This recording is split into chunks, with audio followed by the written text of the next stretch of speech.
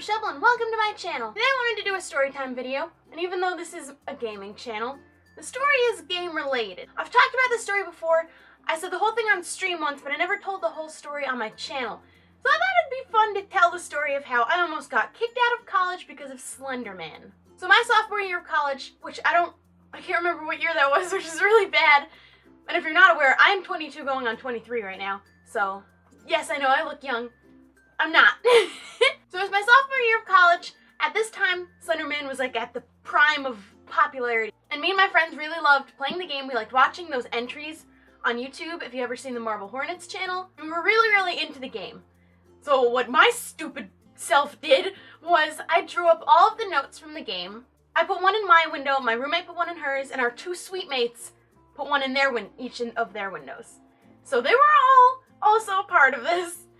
And then what we started doing was we started leaving these notes in each other's rooms to try and scare each other.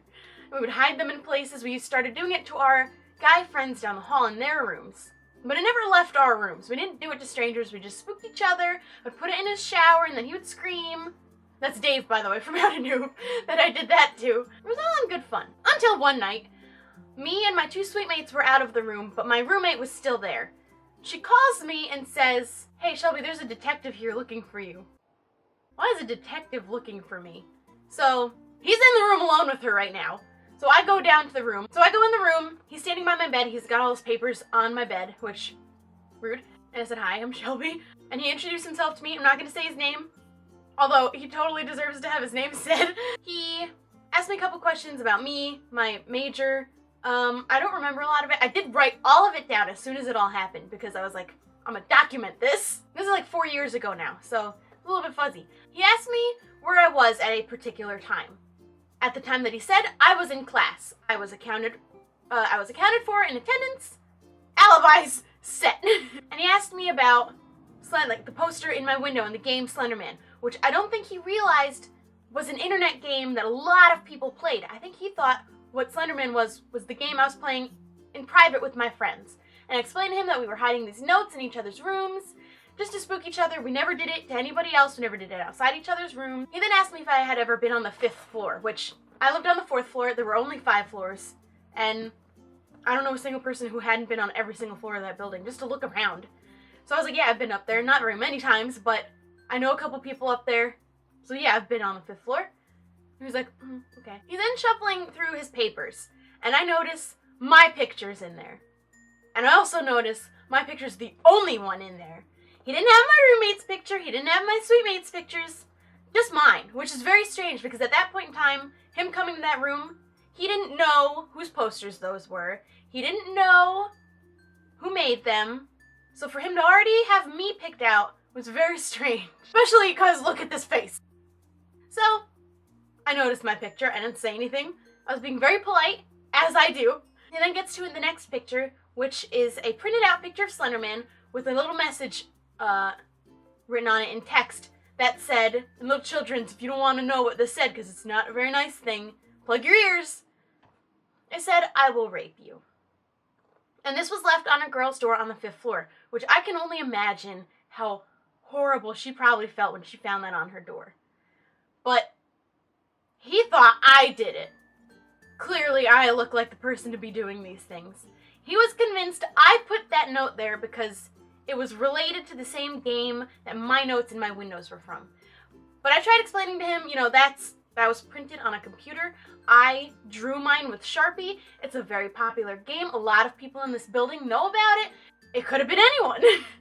Also, it could have been any one of my other roommates. But no, obviously it was me. So then he asks me where I live. And he's a cop, so I recited my address to him, thinking he needed my address. I don't know what I was thinking. He then asked me, "Do you want to drive from here to there?" What? He was threatening to have me kicked out of housing for my story. And he told me, if you don't tell the truth, you will have to drive to school. And I was like, listen, I'm telling you the truth. You asked me a specific time. I was in class. I had nothing to do with that note.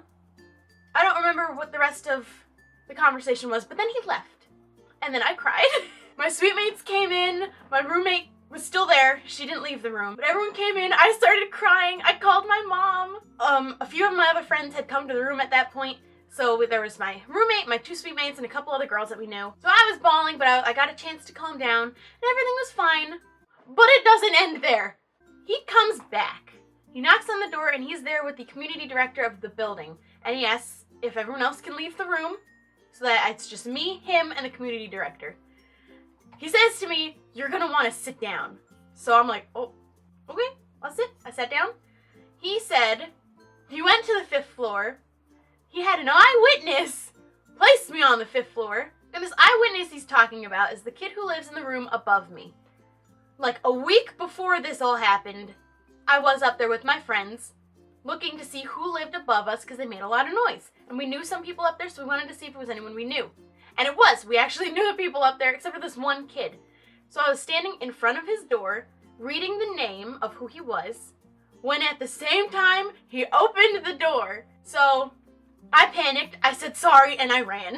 Now the cop is bringing this up because the kid mentioned he showed my face, and the kid was like, "Yeah, I've seen her up here a few days ago." A week ago. Nowhere near the time of this incident. And the kid told him that I was hiding and that I jumped out and scared him. Supposedly is what this kid told him. And I explained I wasn't hiding. I was just looking at the door because they were kids who lived above us who made a lot of noise, and I was seeing what their names were. And he opened the door at the same time. I didn't mean to scare him. It was an accident, and I ran. And he said, "If you don't change your story, and I have to come back here again, I will not be leaving without you." And I was like, oh my God. And I was like, at this point, he knew I was, like, I hadn't cried in front of this man yet. Now is the time to cry. And I was like, "I didn't do it, I promise." I handed him all the rest of the notes that I had drawn. I was like, "They're all in Sharpie. This is everyone that I've ever made. There's only 8 in the game. I never printed anything on the computer. Number one, I didn't have a printer. And I was not about to spend my school money to print something in the printing building." So he left with the community director. I cried again. I called my mom. She was like, "Write everything down." At this point, there were a lot of people in my room. We had my roommate, my suite mates, the other girls who had come, the guys who he had gone to talk to that I had said were involved in this game between each other, and it was a mess. So I wrote everything down, as my mom had told me. We sent it to this cop supervisor because there were a lot of things that he did that were not okay, just according to cop rules. You're not supposed to be alone in the room with someone, I think. I don't know. What do I know? I just watch cop shows. He did do a lot of things wrong. So I wrote it all up. I sent it to the cop supervisor. This was campus police. So he was not a detective. And what the supervisor said was, "You were never a suspect, and he was never supposed to go talk to you." The part that confuses me is that he came to my room with my picture, having it set in his mind that I was the one he was going to go for, when he had never talked to any of us yet at the start of this all. He didn't know anything about any of us.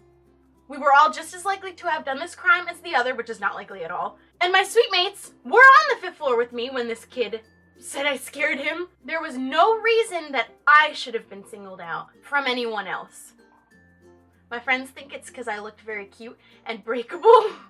So he decided to go for me and just pin it on somebody that he thought would just crack. Nah. So that was my brush with going to jail. And how Slenderman almost got me kicked out of school. Moral of the story, don't play Slenderman. If you enjoyed watching, leave a like. And if you want to see more Storytime videos, let me know, because I thought this was fun. I don't have a very interesting life, so I don't have many stories, but we can try. So don't forget to subscribe, and I'll see you next time.